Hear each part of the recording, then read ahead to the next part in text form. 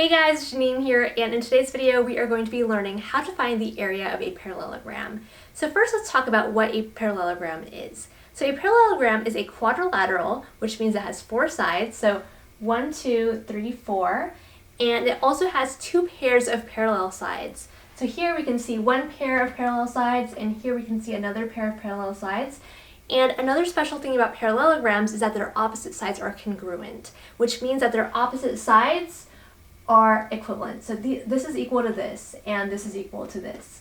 So next let's talk about how to find the area of a parallelogram. So here we have the formula, area is equal to base times height, and you guys might be thinking this looks really similar to the formula for the area of a rectangle. So let me show you guys why we can use the area of a rectangle to find the area of a parallelogram.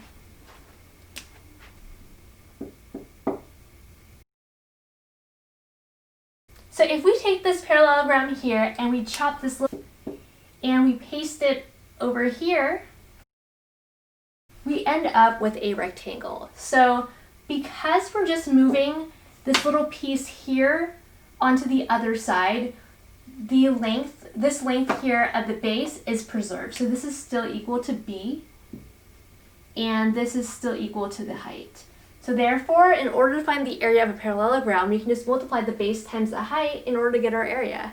So let's go ahead and apply this to an example so we can apply our formula. So here we have a parallelogram, and we know that the base is 10 inches and that the height is 9 inches. So all we need to do is plug in these values into our formula here to get our area.